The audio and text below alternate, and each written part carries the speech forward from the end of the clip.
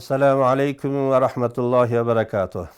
Birodarlar, shogirdlar, o'g'il qizlar, bugungi hadisimiz an Abi Ishoq Sa'd ibn Abi Waqqas Malik ibn Uhayb ibn Abd Manaf ibn Zuhrat ibn Kilab ibn Murrat ibn Ka'b ibn Luway ibn Qurayshi Zuhri radhiyallohu anhum ahadil asharatil mashhudati lahum bil janna radhiyallohu anhum. Bu sahobani Alloh tabaraka taolo ashara-i mubashshara deydi. 10 ta odamni jannatni va'dasini qilganlar. Shulardan bittalari Abi Waqqas. Abi Waqqas, masalan, Sa'd ibn Abi Waqqas bu kishi 10 ta bashorat olgan, jannatni bashoratini tiriklik vaqtlarida jannatni bashoratini olgan sahobalardan bittalari. Aytadilar: Qala ja'ani Rasululloh sallallohu alayhi vasallam. Yani Sa'd ibn Abi Waqqas aytadilar, mani oldimga keldilar payg'ambarimiz Muhammad Mustafa sallallohu alayhi va alihi vasallam. Yaudini ama hajjatul vado. Hajjatul vadoda men Makkada kasal edim. Mani ko'rgani iodatga keldilar dedilar. Min vaja'in ishtadda bi. Mani kasalligim juda ham qattiq bo'lgan edi. Ya'ni o'lim talvasasida edim. Faqultu ya Rasululloh inni qad balagha bi minal vaja'i ma tara. Ey Allohni rasuli, meni ko'rib turibsiz, menga juda ham qattiq bu balo, bu kasallik menga yetdi, ko'zingiz bilan ko'rib turibsiz. Va ana zu malin, meni juda ham molim ko'p, servatman odamman. La yarisuni illa ibnatun li fa'atasaddaqu bi sulusay mali. Oyo menga ijozat berasizmi shu mollarimni 3dan 2sini Allohning yo'lida sadaqa qilsam? Qala la. Payg'ambarimiz sollallohu alayhi vasallam aytdilarki, yo'q. Qultu fashatru ya Rasululloh, yarmini sadaqa qilsamchi, shu yarm molimni sadaqa qilsam shuni ijozasini berasizmi? Faqala la. Payg'ambarimiz aytdilarki, yo'q. Qultu fasulusu ya Rasululloh, 3dan 1ni sadaqa qilsam bo'lmasa Allohning yo'lida, endi qizimga masalan juda ko'p molam kerak emas, endi shu Allohning yo'lida sadaqa qilay desalar, qala as-sulusu va sulusu kasir aw kabir. 3dan 1 bo'ladi, lekin 3dan 1 ham ko'p, bu ham juda katta endi mol.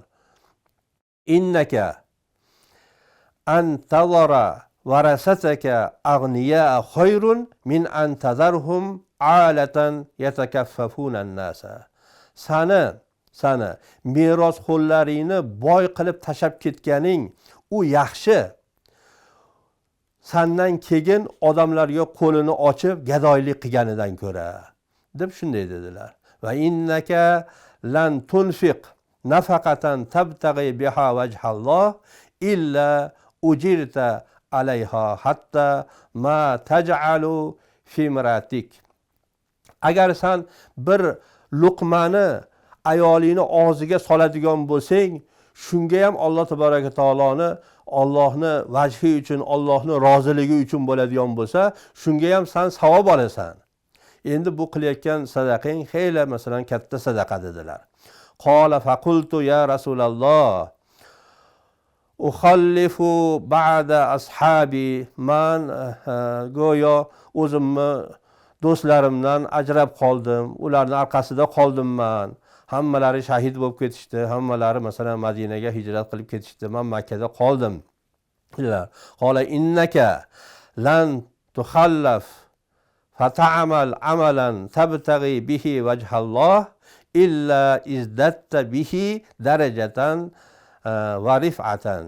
Agar sen tirik qolgan bo'lsang, shu qolgan vaqtingda yaxshi amallarni qilsang, Allohni rozi bo'ladigan ishlarni qiladigan bo'lsang, seni darajang, seni martabang ulug' bo'ladi.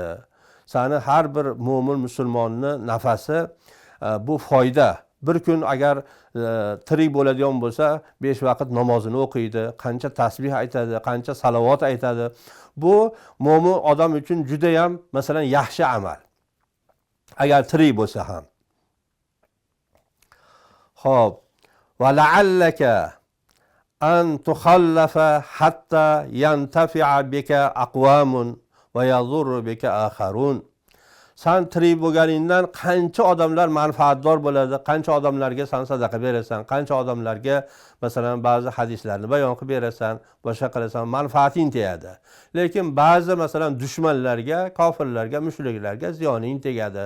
Bu masalan sening uchun juda ham ajr katta dedilar. Allohumma amdi li ashabi hijratahum. Ey Parvardigor, mani sahobalarimni hijratini davomdor qilgin deb duo qildilar. Valo tarudduhum ala aqabihim. Orqalariga qaytadigan qilmagin bularni deb duo qildilar. Lekin al-Baisu Sa'd ibn Havla. Sa'd ibn Havlaga payg'ambarimizni ichlari achishdi. Nimaga? Desa anmota bi Makkada, shu Makkada o'lib ketyapti, Madinaga hijrat qilmasdan deb juda dillari achishdi. Shuning uchun hijrat masalan qilishlik bu Allohning yo'lida payg'ambarimizni sunnatlarini ijro qilishlik bu katta ajrga ega bo'ladi. Shuning uchun sahobalar ko'rsalaring shu tarixlarini bironta sahoba Makkada yo Madinada qolishmagan. Juda ham kam sahobalar qolishgan. Hammalari Allohning yo'lida hijrat qilib, chiqib dunyoni hamma joyiga Allohning kalomini, Allohning dinini, islomni yetkazishlikka harakat qilishgan. Shuning uchun payg'ambar sollallohu alayhi vasallam hajjatul vado oxirgi hajlari edi. Shundan keyin payg'ambar sollallohu alayhi vasallamni tarixlar aytishicha 70 kun hayot kechirganlar shundan keyin. Ya'ni 2 oy 10 kun dunyoda bo'lganlar, keyin bu dunyoyi fonini tark qilib dunyoyi boqiyaga ketganlar. Shuning uchun biz ham har bir qilayotgan ishimizda ixlosimiz, niyatimiz bo'lishligiga bu hadislar dalolat qiladi. Alloh uchun qilinadigan, Allohni rozi qiladigan ishlarni qilishlikni Alloh hammamizga nasib qilsin.